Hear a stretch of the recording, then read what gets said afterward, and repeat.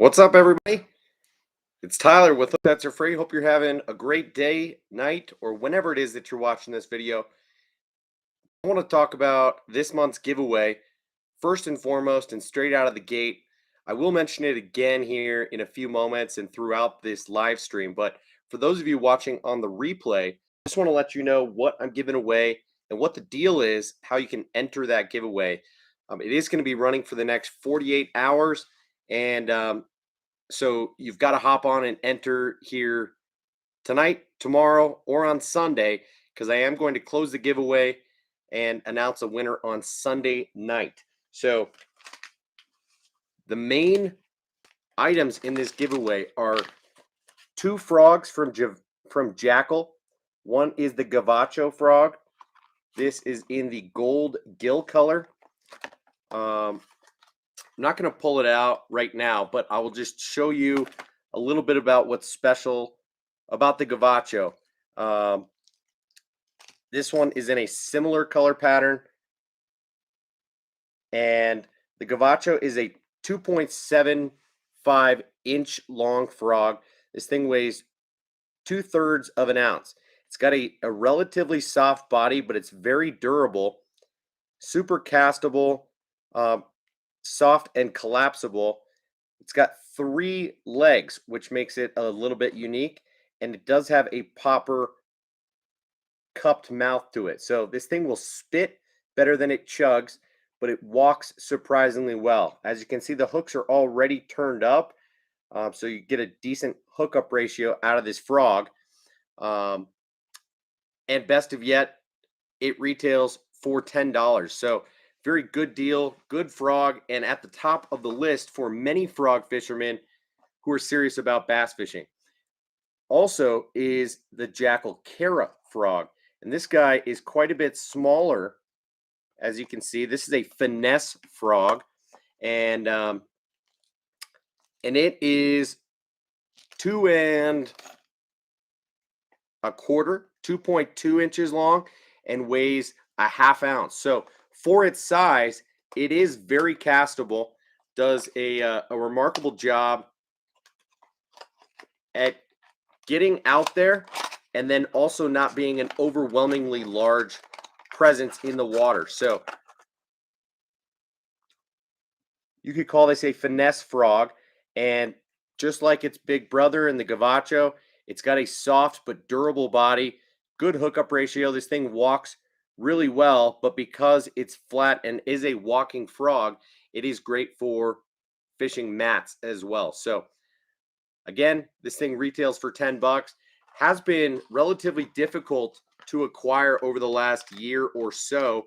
I don't know if that has to do with COVID or just the popularity of the frog and the fact that the secret has gotten out there. So I'm including both of those frogs by Jackal. Both are new, unused in the package. And then I've got 2 packs of Z-Man soft plastics. These are new elaztech baits on the market as of this year at ICAST. So just released a couple of months ago, just available in the last week or two. And the first is a pack of the Hella CrawZ in the green pumpkin color. So this is a very familiar looking craw style soft plastic bait. Kind of reminds me a little bit of the Strike King Rage Craw with these flanged kickers. But in terms of body style, it also reminds me of like the net bait Paca Craw.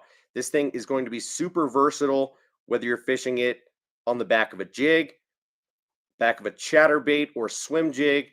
If you want to throw it on a Texas rig or a wobble head, you can fish it along the bottom. But this thing is buoyant and super durable. So you could fish it on the top like you would a buzzing frog. You could throw it on the back of a buzz bait.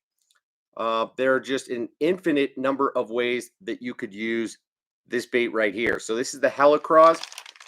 Comes 3 to a pack. And I'm including the entire pack of the Hella CrawZ in green pumpkin, as well as the new Turbo FattyZ swimming worm from Z-Man. So this is essentially a speed worm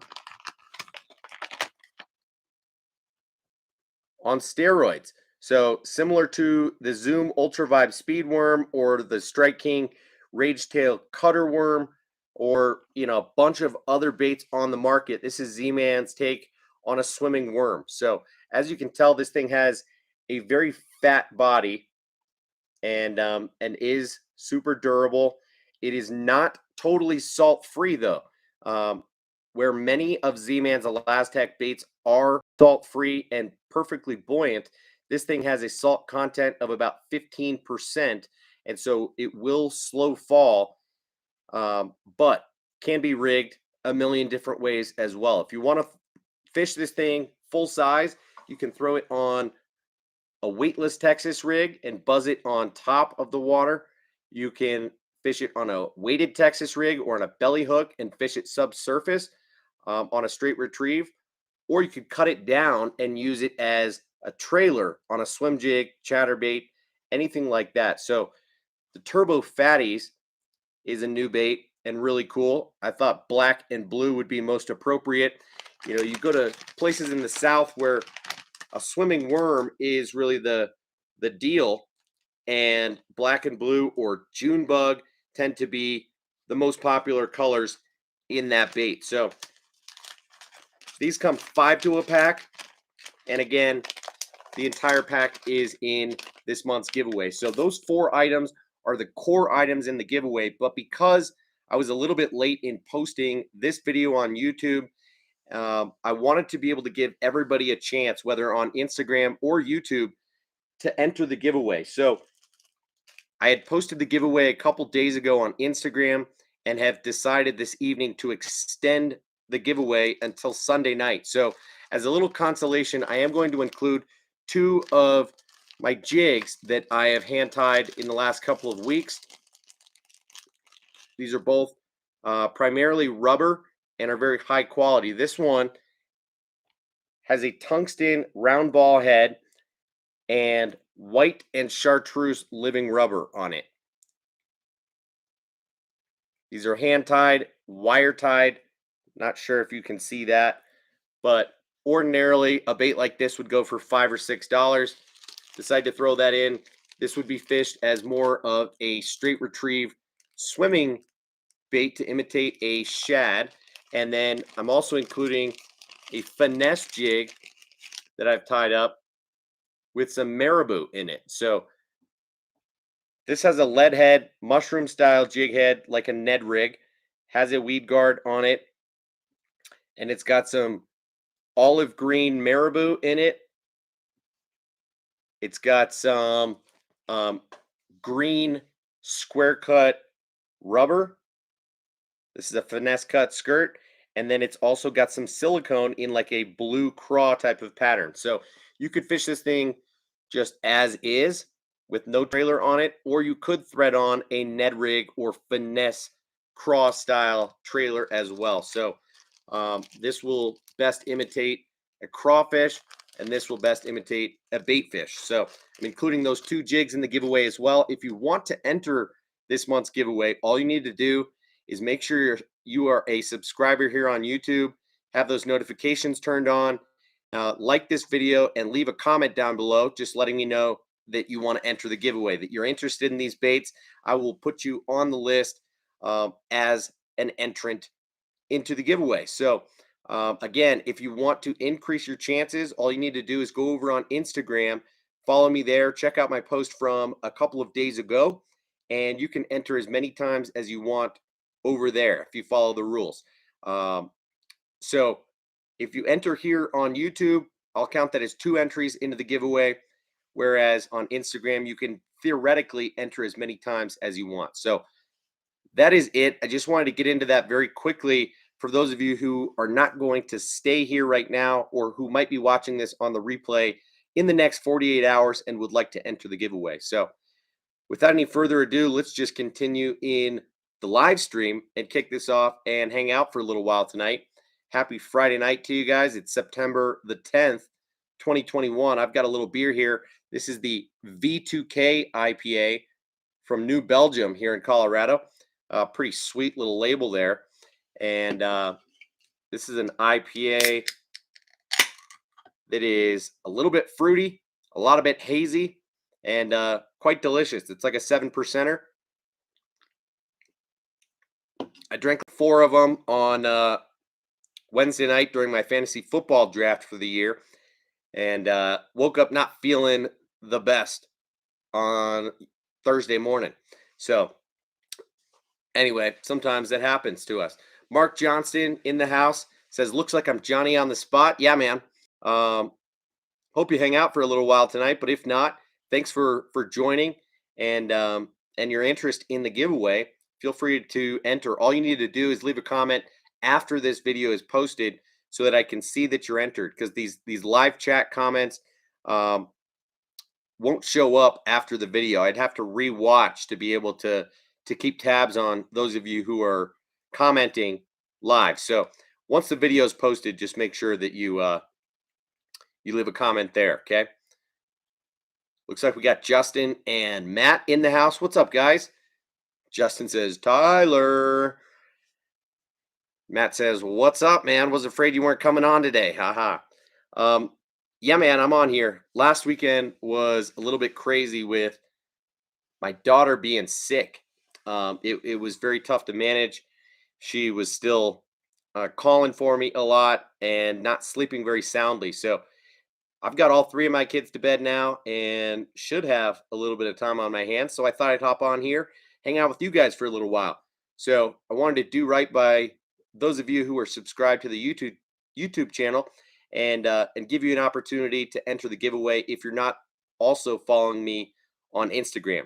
So one more time, I'm including the Jackall Gavacho in the Gold Gill color, the Jackall Kaera in the Glitter Blue Gill color,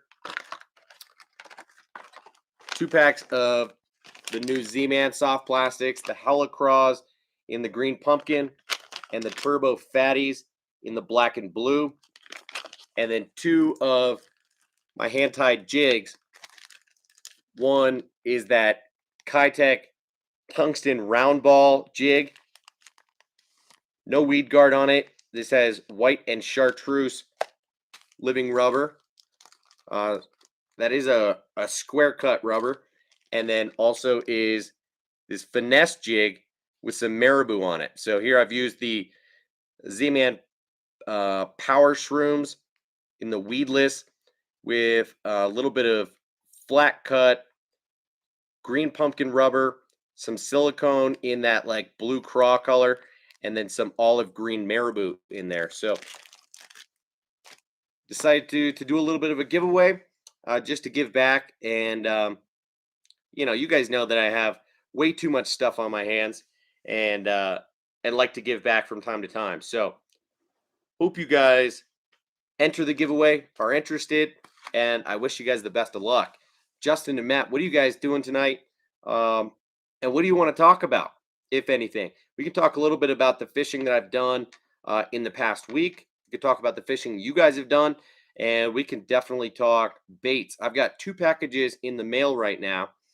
One from Tackle Warehouse from their Labor Day sale last week, and one from Discount Tackle, which is my monthly purchase that I make there. And I think the one from Discount Tackle might arrive tomorrow, and the one from Tackle Warehouse maybe not until Monday. So we will see whether or not I'm on tomorrow and if I've got any new goodies to show you guys. But we can certainly talk about how fishing has been this past week. I did not have an opportunity to go out all that much since it was a short week. Monday on Labor Day, went out with my family, my wife and 3 kids, and we drove up to the mountains, did some hiking, and went to one of our favorite pizza spots up in the mountains, and just had a really nice day. Just the 5 of us, which is rare these days. You guys know that my wife works on the weekends. I work during the week, and we're just kind of juggling the kids. So that's part of our deal. And time together as a whole family, aside from just dinner every night, is certainly precious. So yeah, I went night fishing a couple nights this week, and then I went fishing during the day, I want to say twice. And so I caught the snot out of them at nighttime and not so much during the day. And could tell you about the baits that I used. So my memory is a little bit foggy, but one of the nights, what I decided to do was you guys know the story about me recently hooking myself pretty badly. I did post about that on Instagram today, showing a couple of those pictures, but it was on this bait, and I caught the fish on the front treble hook, and he got me with the rear. So what I ended up doing last week was only fishing with single hook baits. I think maybe even I did that on the first night that I went night fishing this week. And so I went out with a chatterbait. I went out with a swim jig. Actually, one of my homemade lures, just like this guy that I'm giving away right now, and caught him pretty good on this guy. In fact, that hook is ridiculously sharp and was difficult to remove, but of course I wasn't going to get hooked on it. Black and blue Jackhammer chatterbait, wrecked him, of course. And I can't remember what else I threw. I threw a buzz bait with not that much success, and I threw a frog also with not that much success. I had a bunch of blowups, but fishing a frog at nighttime during the new moon when there is zero light out is harder than you might think. So I missed probably a half a dozen fish or more. I think I probably got 10 bites and landed 2 frogfish.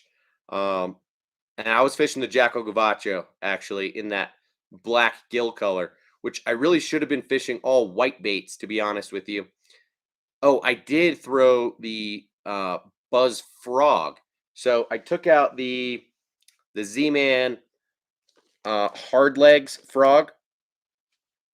I think I've got the pack upstairs right now, and it's an elaztech frog that is totally buoyant.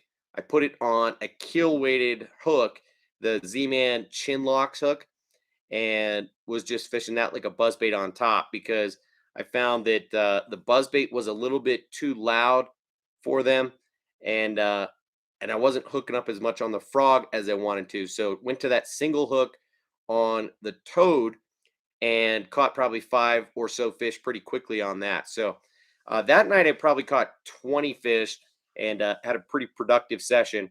And then the next night I've been getting eager to catch them on treble hook baits again, but I'm definitely nervous about it. So what I ended up doing was taking a popper and a wake bait, and I removed the rear treble hook. So literally I was fishing with one treble hook up front, and all I took out was the popper and the wake bait. I think I was using the Rebel Pop R. No, that time I was using the Don Iovino Splash It. Nope, sorry, the Yellow Magic Magnum Popper in the bone white color. I'd kind of learned my lesson from the night before with that black frog, so I took out a white popper and then used an oyster colored, which is like a bone of the Strike King KVD 2.5 wake bait, and caught good fish on both of those. So probably caught 15 or so fish. I would say a couple more on the wake bait than I did on the popper, but both were very productive for me. So night fishing was great for me. Day fishing, not quite as well. Caught a couple fish on that black and blue chatterbait again. And then I've been playing around with other baits ranging from downsized lipless crankbaits to, and that's like the Yozuri Rattle and Vibe in their smaller size, which does weigh 3/8 of an ounce, but is a really small body.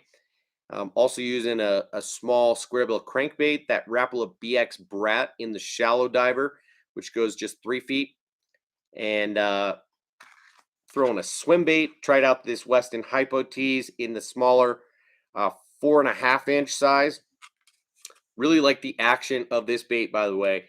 and I can definitely recommend it now that I've tried it. I knew it would fish well in really all three sizes, but I wanted to see how that smallest size fishes, and it's got a ton of tail kick while having a really stable body. There's really not much roll to it at all, so it swims pretty straight. Um, I like the action of it, and yeah, I can't remember what else I caught him on during the day this week because I was fishing just a lot of different baits. Um, I fished a Texas rig, fished that toad, fished the popper. A lot of things I just took out what I had tied on from uh, night fishing earlier in the week, fished those first, and then kind of rotated through a variety of different baits. So anyway, um, Justin says, my fishing life has been lame. Only apartment ponds for me. It's all good, man. Any fishing is better than none, right?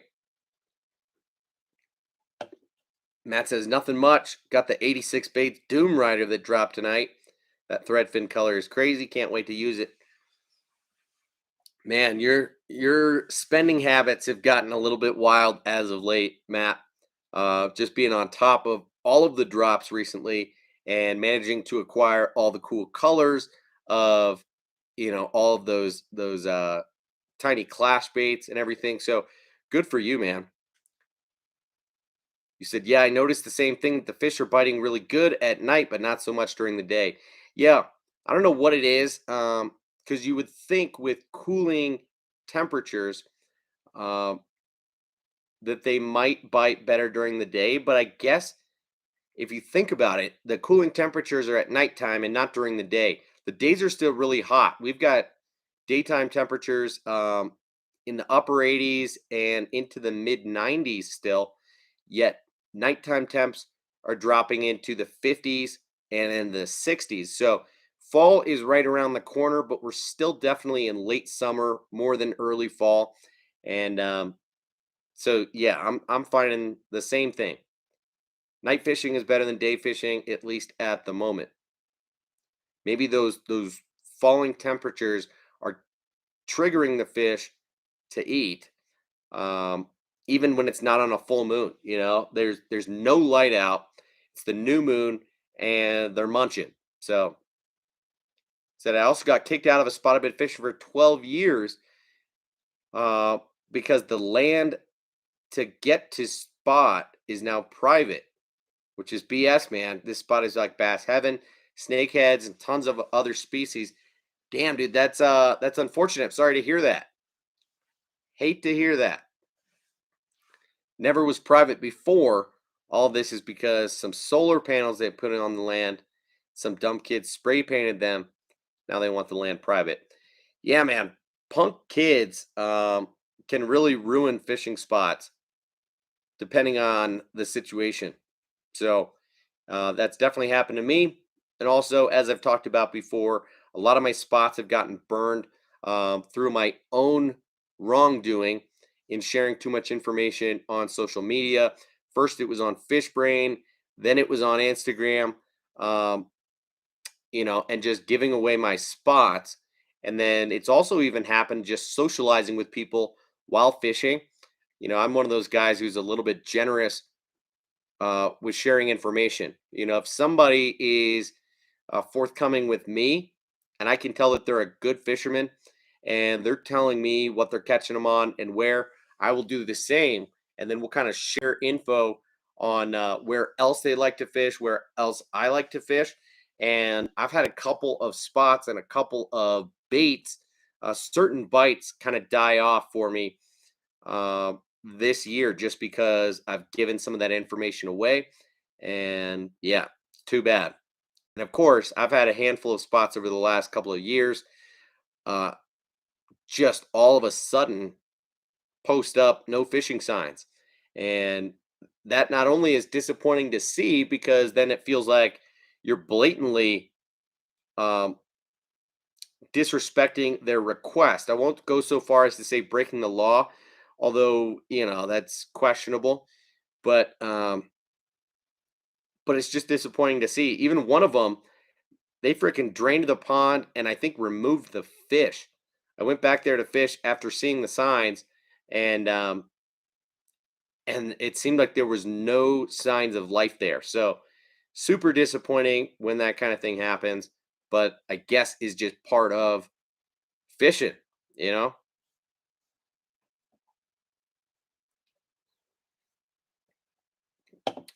Matt says on those cooler nights, the shad aren't as active. Bass can just crush them because they're not moving as much or starting to die off slowly. Yeah, that makes sense to me.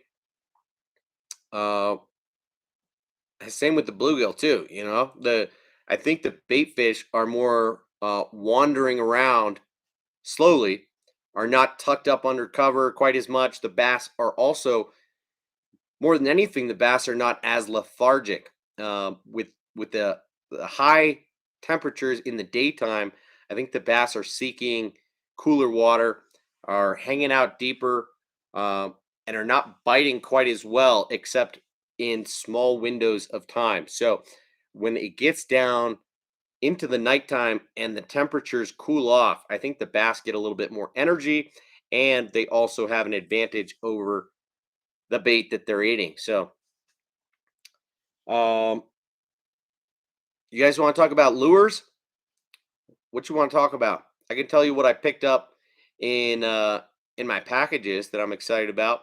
Told you guys a little bit about that in last week's stream, though I hadn't pulled the trigger on any of this stuff. So there were a couple of changes made prior to actually pulling the trigger. You know, yeah, I kind of lost my mind when talking about the OSP louder, that popper that looks to be cool, but is a $20 popper. And they had a couple of them in stock, and I had them in my cart for a few days, and then one of them sold out and just disappeared off the site, and I missed my chance. So I only picked up one of those. I think in the matte shad color, which definitely looks different than, you know, like the Megabass matte shad color, right? Which is, by the way, one of my favorite colors that Megabass makes. This thing is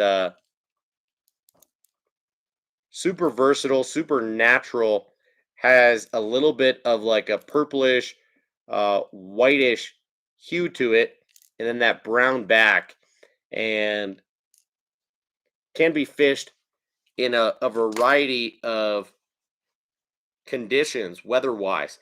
Um, so the matte shad from OSP looks a little bit different than the one from Megabass, but I'll be excited to see what it looks like actually in person. So I picked up that one popper, and I picked up the two tackle kick knockers that I was talking about. Picked up one in black and one in let me just pull up my order real quick,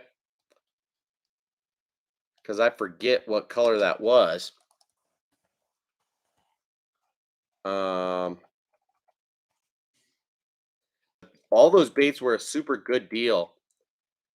Yeah, got one in a much more natural color. The Pro Blue Shore is what they call it. I think that one maybe has a little bit of chartreuse on it. Let me just quickly look that guy up. I think that's like the same color as what Megabass calls well, it's like that skeleton chartreuse color. Okay, it's a blue back with that skeleton, um, transparent, flashy body, and the chartreuse belly. So pick that one up, and the black one, and then, like I mentioned, I picked up a bunch of soft plastics from Spro, those new ones that were released at ICAST. Um, as I told you guys, I think only about half of them look good, in my opinion. So I picked up the, let's call it the more JDM influenced, more finesse style soft plastics. One is called the Pintail stick, and that is like a stick bait that's perfectly round, looks kind of like a fat Senko, and has just a short little tail on the back of it. Reminds me of a couple other baits on the market. It's a lot more stick baity than like the Death Hatter from Depths, which is more of a fluke style bait. Crack makes one that is actually very similar to this one, but the Spro pintail stick comes in two sizes. One's a 3.5 inch and one's a 5 inch. The 5 inch looks a bit big for my liking, for what I see myself using it on. So I picked up 2 packs of the 3.5 inch, and I plan to drop shot those on a wacky rig or nose hook them.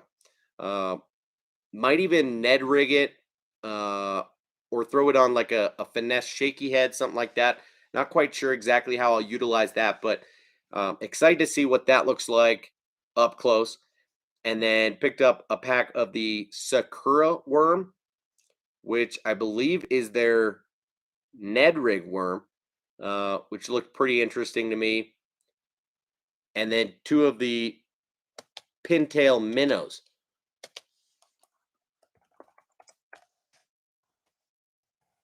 I gotta look these back up because I already forget which is which. Sakura Worm is their Ned Rig Worm. In profile, looks a little bit like the Missile Baits Ned Bomb. No, sorry. The X Zone Lures Ned Zone. It's got kind of a standard body, tapers, and then has this this bulbous tail.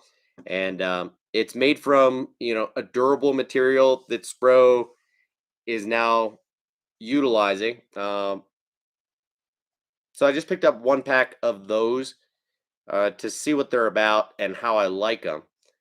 But that pintail stick and the Pintail Minnow look the most interesting to me, and a little bit different than what is standard on the market. The Pintail Minnow is a drop shot bait that has a minnow profile, looks a little bit fluke-esque, has a horizontal tail to it that is a fluke style tail. So it's not vertical, but it is a forked tail that is horizontal, and it's got a hole in the body, and I believe it's supposed to have a little bit of an air pocket in the body as well. So it's supposed to stay horizontal in the water column, and should make an awesome drop shot bait, period. So it comes in 2 sizes, a 2.75 and a 3.75, and I think I got them both in the 2.75. Just thinking that that could double not only as a drop shot bait, but also as a Ned rig bait. So we'll see. I might come to regret having gotten that in the tiniest size instead of that 3.75, but we'll see about that. Picked up 1 pack of the Molex Ned Rig Worms that I am a big fan of, and I've only got 1 pack of at the moment. That's the Stick Flex, and so I've got this pack in green pumpkin, and decided to get 1 pack in the black and blue.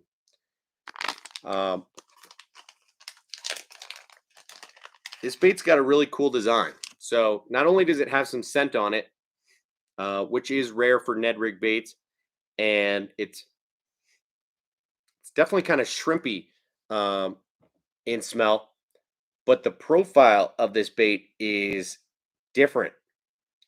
It's got a lot of segments to it, and then it's got this thinned out tail section.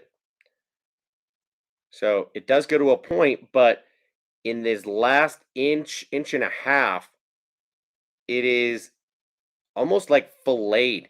It's really thin, and so it gives the tail a whole lot of action. And I had some good success on this bait back in June, and liked it quite a lot. Liked its durability, liked how it floats, liked its scent, everything. So and what a cool package this is. Look how small that is, dude. I don't know why that matters to me, but something like the Z-Man Finesse TRDs come in a package that's too big. So these come 6 to a pack, and in a package that is about half the size of a normal bag of soft plastics. And I like that. Easy to carry around. So got 1 pack of those, and then I think lastly I got a couple of additional rubber skirts from Skirts Unlimited, that company that I had bought some from a few weeks back. And I got them all in that square cut old school rubber. I got more of they're all camo style color patterns.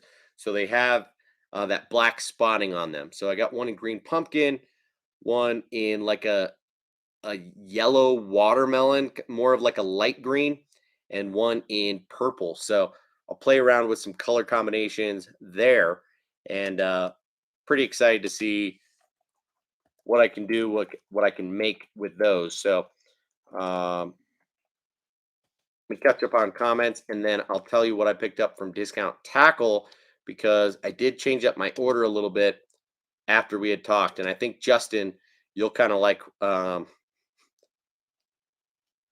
my decision after I was dogging you last week, man.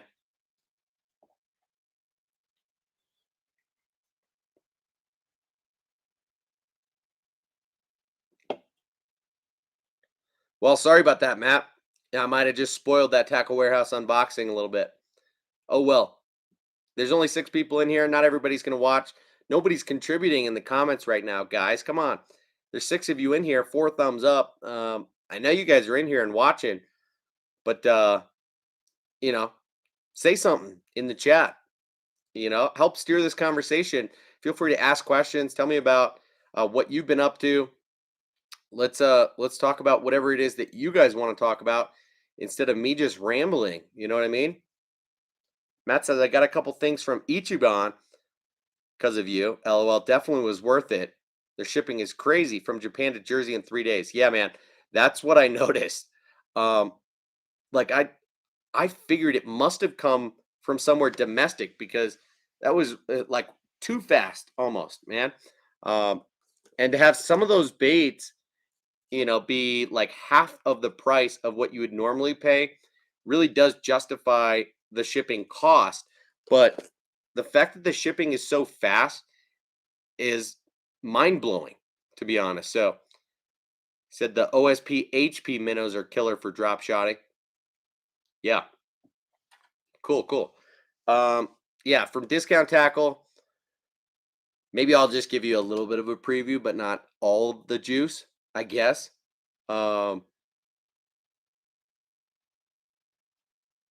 So the main thing that I wanted to mention is that after giving Justin Pickle Throw a hard time last week for going ham on those evergreen grass ripper swim jigs, of course they showed up to Discount Tackle like the night that I was on last week, and as did the Shower Blows 77. So those are both on Discount Tackle's website, in stock and on sale. So you guys are hearing it first. It's probably not going to last all that long. I will likely post about it on Instagram in the next few days or next week or so, and just don't be surprised if some of that stuff starts to sell out, because you can't find evergreen discounted at most places unless it's a holiday, and those are good baits. So the Shower Blow 77, I might have gotten one of, and the Grass Ripper, I ended up getting 3 of. So yeah, Justin, I think I spent like $6 on the swim jigs, and something like, I don't know, 13, $14 on the Shower Blows. They're all discounted. And then picked up a couple dual hardcore baits and a couple more packs of the Z-Man Helicross. I wanted to restock, the green pumpkin ones that I'm giving away right now. And then they also had the fire craw color in stock, which is in stock nowhere else. So if you go on Tackle Warehouse or elsewhere, you're not going to find that fire craw helicross. So I saw that on Discount Tackle, had to pull the trigger, and a couple other baits. You know, I've been on a little bit of a kick with ultralight jerk baits recently. I don't know if you guys remember that, but you know, I picked up a couple of the dual hardcore flat minnows in their 70 size. So this is a suspending jerk bait that's 70 millimeters and weighs 3/16 of an ounce, has a weight transfer system, is a pretty sophisticated but tiny bait. You know, the only other bait in its class that is really high end that I have thrown for a while is the Lucky Craft Pointer 65. And then I also recently picked up those couple, you know, in my last month's purchase from Discount Tackle, those Megabass Great Hunting jerk baits in the 51 size. They make them in a 46 and a 51. They're both tiny, but weigh a lot relative to their size. So now I've got, you know, a handful of higher end ultralight jerk baits, and I'm pretty excited about that to put these to work on trout this upcoming fall and winter, as I do quite a bit more trout fishing as bass fishing kind of starts to fade out, you know, come November through February or March. And so Yozuri has an ultralight jerk bait that I did not know about that Discount Tackle recently got in stock. So I picked up a couple of those as well. But that pretty much is it for that package. But of course, I'll show you guys those. You'll have the opportunity to check those out up close and personal once I get that package in. So Matt says, "Oh shoot, I wanted to tell you, I know you like frogs, and I was looking at a big frog. I think you should check out the Toxic Baits Wade Frogs. Interesting. 5-inch soft buzz frog, best one I've seen. I will definitely check that out. Is that something that you have to buy from their website? Wade hogs or Wade frogs?"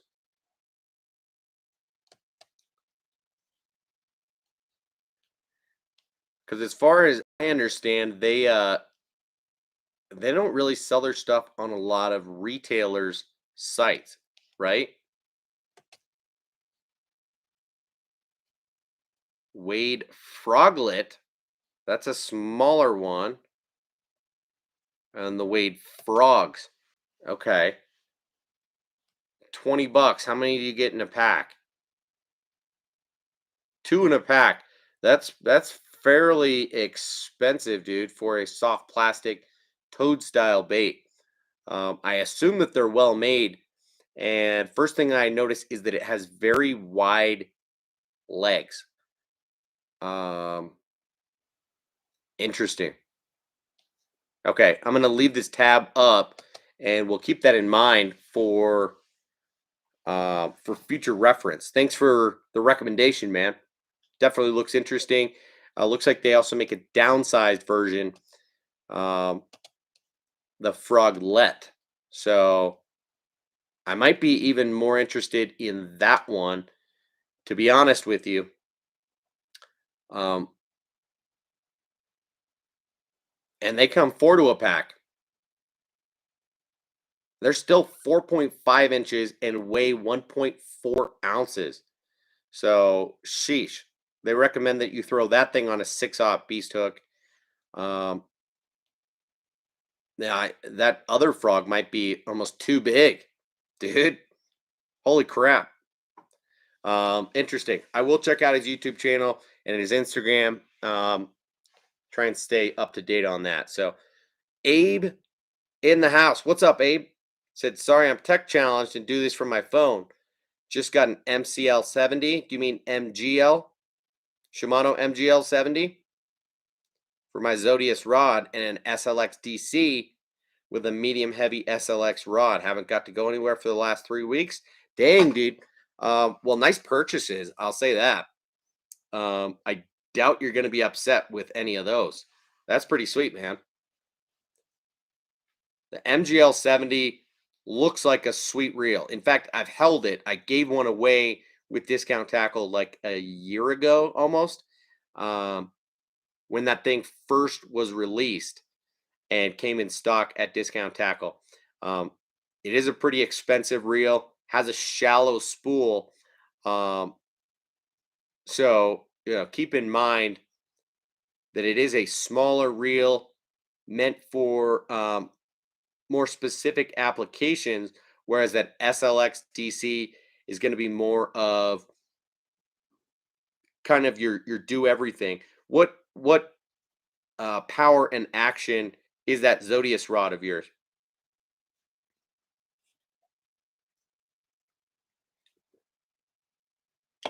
Holy crap, Matt! I didn't notice that big frog is 6 inches and 2.3 ounces. How do you keep that thing on the surface, man? I mean, that might as well be a swim bait. That's insane. I think that's too big. Um, in my opinion, that's too big, man. Abe says SLX MGL 70. Okay, cool, man. Still, I think the 70 size does have a shallower spool, does it not? Let's double check that. So it's not the Corrado, but it's the SLX. Well, I think you should be happy with that for sure. Yeah, so shallow spool. A thing will only hold 70 yards of 14-pound line or 85 yards of 12-pound line. So if you're using it on a medium light, then cool. You wing some jerk baits, some finesse jigs, some Ned rigs, shaky heads, drop shots, things like that, and you should be good to go. So I'd even consider throwing 10-pound on that reel instead of 12. I probably wouldn't go any heavier than that, just given the fact that it's a medium light rod. You're going to want light line. So just keep in mind what you're using it for. Being a medium light, it's probably going to be a little bit too light to do much cranking. So it'll be more of a finesse setup on a bait caster, but that's sweet, man. Let us know how you like it. Matt said it sinks very slowly. Pretty cool. Looks really natural, to be honest. I don't know how natural a 6-inch frog is. I mean, unless it's a bullfrog. And how often are bass eating bullfrogs? I don't know. 4.5 inches is probably a little bit more up my alley, and still big, dude. Throwing that thing on a 6/0 owner beast. I think that's plenty big for my liking. When it comes to a topwater toad style frog. So thank you for the heads up. Again, I'm going to leave that tab up. And the froglet, for about the same price, getting 4 in a pack as opposed to 2 is something that I'm a little bit more interested in, if we're being honest. Definitely a bullfrog, but in Cali, they're smashing bullfrogs like crazy. Yeah, I ain't in Cali. Here in Colorado, I don't know how much they're eating bullfrogs. And to be honest, there are a bunch of 5, 6, 8-pound bass to be had, but I'm not around them very much. They're not here in the Denver metro area. Typically, they're a little bit, an hour to 2 hours north or south of me on big lakes, and so I just don't have the time, the gear invested to be able to go catch those fish. And to be honest with you, I don't know how realistic that is. for me to achieve in the short term. So while it might be cool to have a bait like that, it's kind of like I still haven't thrown this Papa Boom Boom or this 9-inch mag slow, uh, and so a 6-inch toad probably just isn't going to get used. But a 4.5-inch, I could see that getting smashed, uh, by a bunch of 3, 4, 5 pounders, and I wouldn't be mad about that.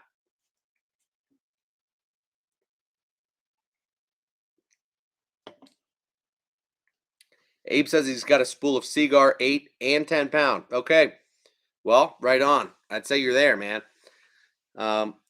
8 pound might be a little bit harder to dial in on your reel in terms of being able to prevent backlashing. And it is a little bit light for some of the techniques that you might want to use that rod and reel combo for. But you tell me, what were you planning on using that setup for? Because if you're throwing a drop shot, I'd go with 8 pound. If you're throwing a Ned rig, I'd go 8 pound. But if you're throwing, open hook, finesse, swim baits, if you're throwing, jerk baits, I'd probably go up to 10 pound. So it totally depends on what your intentions are in using that setup. So I think 8 and 10 pound are good options for sure. 12 would be acceptable, and heavier than that's probably just not ideal. Net and drop shot and finesse. Okay, sweet. Well, 10 pound is a little bit heavy for Ned rigging and drop shotting, but I wouldn't say too heavy per se. But it might be just right when it comes to throwing a jerk bait. How long is that rod? If it's a 7-footer, you might not want to be throwing a jerk bait on it. So if it's mostly for Ned rigging and drop shotting, you go 8 pound. But and it is a 7-footer. There you go. Yeah, just make sure that you're careful in dialing in that reel. I have found that on my SLX rod or SLX reel, I should say, and it's just a standard SLX. It's not a DC. It's not an MGL. It's that standard $100 SLX reel that it has been better than most for me when throwing 20 and 30 pound braid to a leader. That's something that you might want to consider doing. And, it's going to have about the same line diameter as like 8 pound fluorocarbon. So I think I've got 30 pound braid, and I've been using that on like my top water popper rod. And I use that thing for a couple of other applications. I've been throwing jerk baits on it. It's a 610 medium, and I've been liking it. So might want to keep that in mind. Braid to a leader could be a good option, but otherwise, yeah, I think you can't really go wrong 8 or 10 pound. I think 10 pound is going to cast easier for you. You're going to be able to manage that line, whereas 8 pound you're going to find is going to run off the spool quicker, and you're really going to have that dialed in. Matt says that's what I do for my spinning rod, 20 pound braid to a leader. Yep, I do too, man. In fact, I think that's exactly what it is. I've been using high vis braid last year and this year on my spinning setups, and not mad about it. So yeah, 20 pound braid is typically what I prefer, although you could go down to 10 pound braid, but I don't really find the need to do that. I haven't had many issues with casting distance. I don't need to make a 50-yard cast, so not a problem. I'm fine making a 30 to 40-yard cast, and getting plenty of distance out of that thing, and then also having a little bit extra float, a little bit of extra power. I am breaking off less and having fewer issues with the line management on the reel itself. So 20-pound braid on a spinning setup, 30-pound braid on a casting setup for finesse techniques is really kind of what my preference is. And then once I'm stepping up, I find that the 40-pound braid is a happy medium for being able to make really long casts with medium weight lures, uh, where 50-pound gets to be a bit heavy and you sacrifice some casting distance for sure.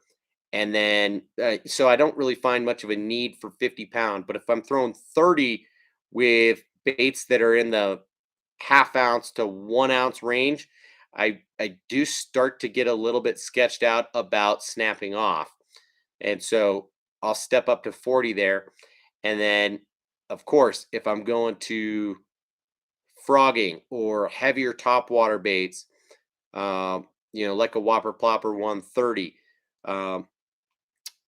If I'm punching, at that point, I'm going 65-pound braid almost exclusively. And yeah, so that's on my casting gear. I use 30, 40, and 65 pretty much.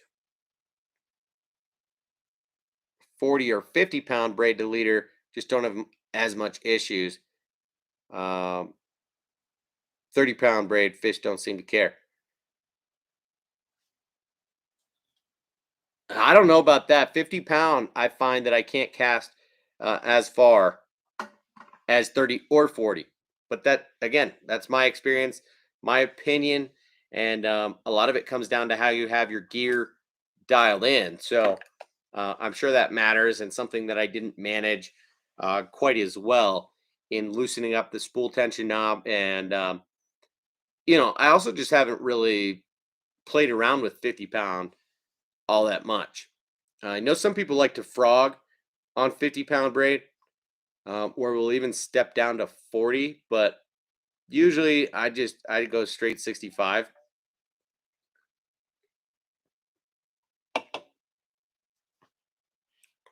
You got to use 8-strand braid. That makes a big difference. Seagar Smackdown is money. Yeah, that is something that I do need to make a point to do. I've been using the Yozuri Super 8 braid. Pretty sure that's 8-strand as well. I haven't tried the Seagar Smackdown. I've been such a big fan of the Suffix 832 braid over the last couple of years that's been kind of my go-to. And I used to be kind of a Power Pro type of guy. Didn't notice what I was missing out on until I started switching over. Regular Power Pro, their Spectra braid is really loud and really coarse. And so I found that I did not like, one, I messed up a couple of tip-top guides on some of my rods by using Power Pro braid. And then also it's just really loud in going in and out of your guides while retrieving. So I switched to the Power Pro V2 Slick, and I've been liking that just fine. But once I switched over to the Suffix 832, I like it even a bit more than I like the V2 Slick from Power Pro.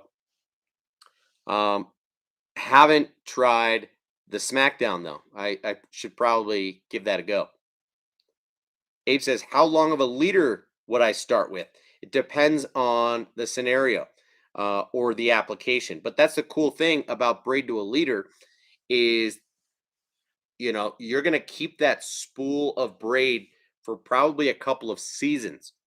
Even if it's starting to wear out or you've backlashed it and had to take some out and it's messed on the spool, you can take that off and re-spool it backwards and it's good as new. Once braid starts to kind of wear down and lose some of its color, you can pull it off and spool it the reverse way and the stuff that's been down on the bottom of the spool is good as new. So um, you don't have to respool nearly as frequently with braid. But let's say you're throwing a drop shot. You're probably going to want to use a longer leader there. So you just got to be comfortable with it going through your guides. Um, there's a couple of leader knots that I will throw or tie, and we can talk about that another time. But the double uni knot, the Alberto knot, um, are probably two of the best and easiest to tie. The FG takes the longest time, but is going to give you the smallest knot. It is a challenge to tie because you have to use your teeth. You have to maintain tension on the line, and it's easy to mess up the knot. So um, I would say on a drop shot, probably a 6 or 7 foot leader is plenty. And then on the actual drop shot itself, that depends on where the fish are suspended or relating to the bottom. I'd say anywhere from a 6 inch to a 2 foot leader between the weight and the bait. I usually stick somewhere in the 12 to 18 inches range, but if you're throwing a Ned rig, you can shorten down your leader and it not be a problem. So um, sometimes I prefer to have the knot not go into my reel. So I mean, most of the time. So I think that's the point that Matt's making. He said, oh, where did he say it? Never more than double the length of the rod unless you do an FG knot. And that's because the size of the knot will get stuck on your reel and you'll backlash. You don't want to reel that knot up into your reel. So let's say you're using a 7-foot rod and your leader is 14 feet. Once you reel it up, that knot is going to make its way into your reel. So anyway, I like to stick with somewhere about the length of the rod, typically speaking, but sometimes shorter than that, honestly. I oftentimes will just go to like a 2 or 3 foot leader and almost have it not go into my guides. Um, so I don't mind throwing a 18-inch, 2, 3, or 4 foot leader at all. I find that fish don't really notice line all that much. So straight braid, you deal with some issues with fish being able to see the line, but what you deal with more is the lack of stretch and the fact that the line floats. So you don't necessarily want that for the presentation that you're using. So cool thing about braid to a leader is that if you're fishing a Ned rig or a drop shot, you're going to use a fluorocarbon leader uh, almost exclusively.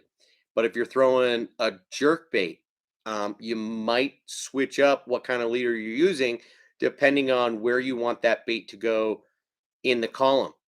And if you're using a small topwater bait, you're going to want to use a mono leader or potentially go straight braid if it's more of a straight retrieve lure. So you just have a lot more options when it comes to using braid to a leader. Um, and I've found that to be a little bit of an issue for me using my Daiwa Tatula setup this year. It's a Tatula rod and a Tatula SV reel. Absolutely love the combo, but it's a medium power, regular action um, you know, like a square bill type of setup.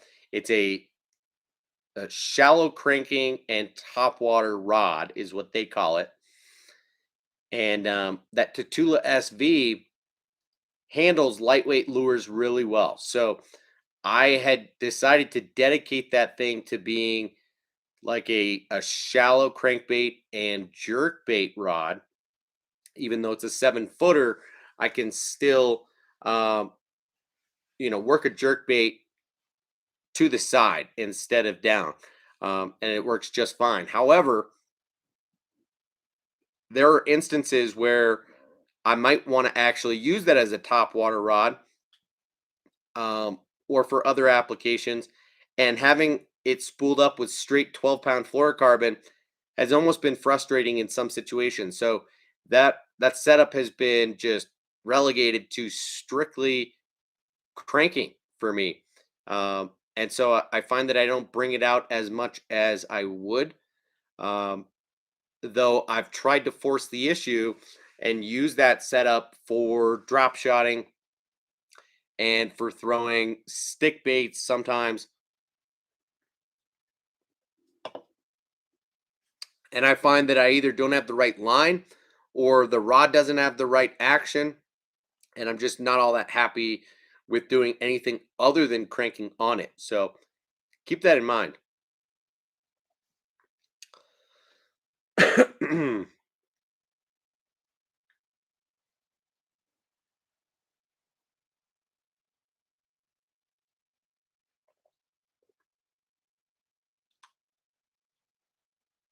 See that a lot of guys throw top water on a short fluoro leader. Um, yeah, I've seen that more and more as of late too. And I tried it using a popper this year, and it paid dividends for me. One time I did it on accident, but since then I've been playing around and found that when you want the bait to have a more pronounced action, whether you're walking it or popping it, fluoro will help keep that nose down, and give it a stronger action. If you're using mono, it's going to let the bait totally float, um, and it's going to lead to kind of a more subtle action. So, yeah, I've noticed the same thing, man. If you throw a walking bait on a fluoro leader, it will give the same action as a Megabass Mag Dog because the fluoro will sink a bit, not much. And then when you want to jerk the fluoro, pulls the bait down. Yep, that's what I'm talking about, dude. Bait's buoyancy will bring it back up, shoot it up out of the water like a big mega dog. Figure this out by accident. Me too, bro.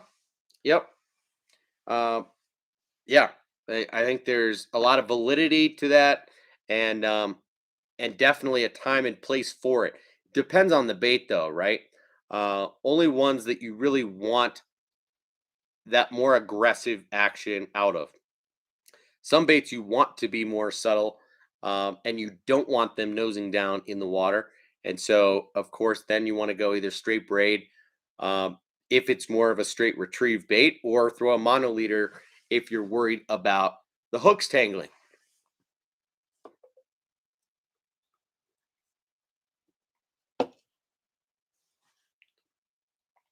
Well, Abe, thanks for contributing.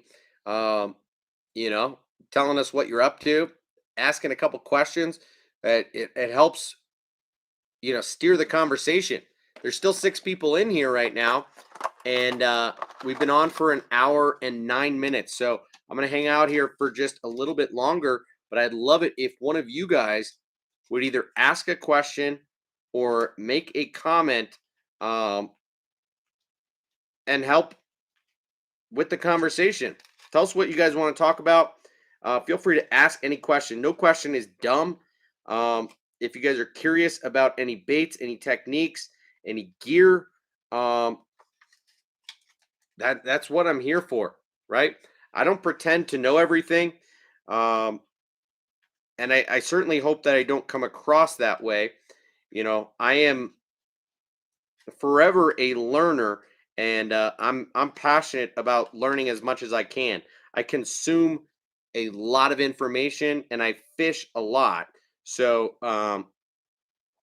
I would never pretend like I know everything or have all the answers. So I will tell you if I don't know.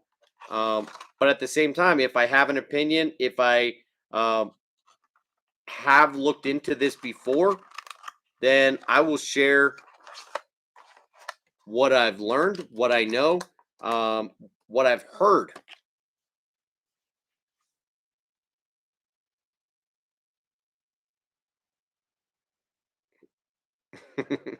Matt says, come on, guys, don't be a ninja watcher.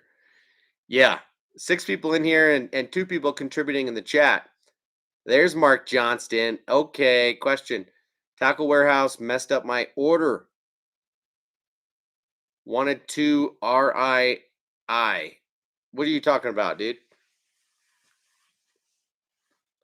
How did they mess up your order? And what is your question?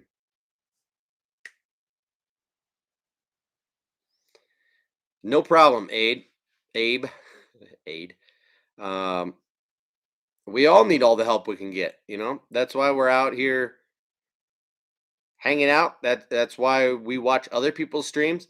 That's why we're on YouTube, right? Be a part of a community to learn, share information. It's all important. So, Mark, what did Tackle Warehouse do? What did you want?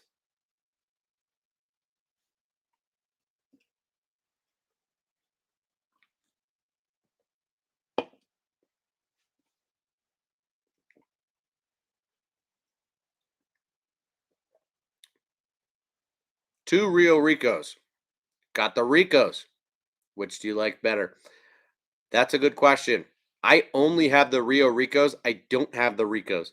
The Ricos are on my list of baits to pick up this year. I will probably get them come Black Friday, okay? Because that's a good time to pick up the Ricos, about as cheap as you can find them. And I just learned this year that small poppers often produce better than big poppers for me. And I didn't quite realize that that would be the case. I always just assumed that a 3/8 ounce or half ounce popper, you know, at 2.5 to 3 inches was going to be the deal. But I didn't realize that one, I would be able to throw a 1/4 ounce popper on bait casting gear as easily as I can. You know, I assumed that that size popper, you know, the standard Rico, the smaller Rebel Pop R, the 1/4 ounce popper had to be thrown on spinning gear. And I found out that one, that's not true. And two, I don't like to throw them on spinning gear. Line management was an issue in picking up the slack and having it not wrap around the spool just properly while walking and popping the bait like I wanted it to. Once I switched over to my lighter, you know, top water and jerk bait setup, a rod that will throw 1/8 to 1/2 ounce lures, and I've got that 30-pound braid to a short monofilament leader. Absolutely killer. I find that a small popper definitely has its time and place. So um, I can't say, you know, I've got 3 or 4 of the Rio Ricos, and initially my thoughts were that that would be kind of the be all end all for me, but I've been pleasantly surprised at how easily I can throw, use, and catch fish on smaller poppers. So I would not say that the Ricos uh, are a bad bait by any means, though I don't own any. So that's unfortunate that they messed up the order. I would definitely still contact them and tell them about that and see how they handle the situation. because it is possible that they might not make you send back those Ricos and they will send you the Rio Ricos. If that happens, then sweet, then you got them both. But if they do want you to send them back, personally, I probably would, because you wanted to order the Rio Ricos for a reason. I still have a little bit more confidence and preference in a larger popper, just because it's going to throw further. It's going to resemble larger bait fish, and you're more likely to catch bigger fish on a bigger popper than you are a small one. So contact them and see what they have to say,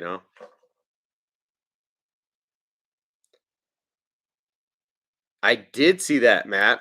Those baits look wild, dude.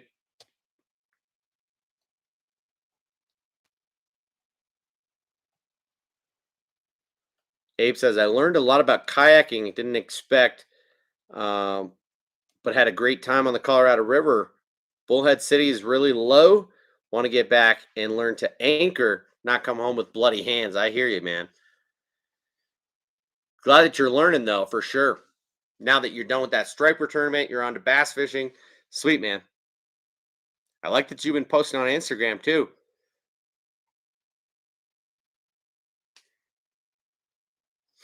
Yeah, Mark. The Ricos are definitely quite a bit smaller than the Rio Ricos. So that's why I said you should contact Jackal Warehouse, see what they have to say. They're half the weight, not half the size. That's for sure. But definitely significantly smaller.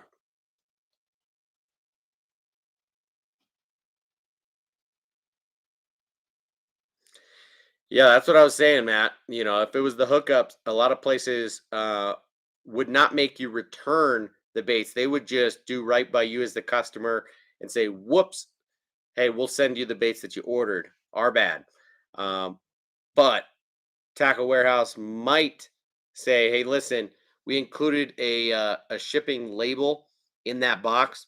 Why don't you just go to the post office and send those lures back, and we'll send you the ones that you ordered. And worst come to worst, you end up getting what you wanted a couple weeks later than what was ideal. So just try and get what you wanted, dude.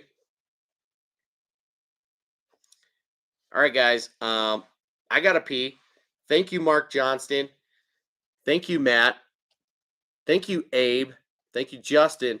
Appreciate you guys hanging out. It's been a relatively quiet stream, but if you want to enter this giveaway, give it about 5 minutes. This video will be processed and posted, and all you need to do is make sure you hit the thumbs up button and leave a comment down below, letting me know that you're interested in these baits. Jackall Gavacho, Jackall Kaera, both in bluegill patterns. Z-Man Hella Craws in green pumpkin, super versatile. Z-Man Turbo FattyZ in black and blue. Awesome new swimming worm, very fat. And two of my hand-tied jigs. One with a tungsten round ball jig and some white and chartreuse rubber. And a finesse jig with some marabou and a mushroom style jig head with a weed guard and a combination of rubber and silicone. So, 40-ish dollars worth of baits to one lucky winner come Sunday night. So thank you guys for hanging out tonight. Hope you have a great rest of your night. And hopefully I'll be on tomorrow night. Maybe, just maybe, I will have my package from Discount Tackle and or Tackle Warehouse. But I will try to show up with a specific topic in mind of stuff to talk about so that I can steer this conversation better. I just wanted to make sure to hop on and tell you guys about the giveaway and give you a chance to enter if you're only following me here on YouTube. So, guys, have a great rest of your night. See you soon. Peace.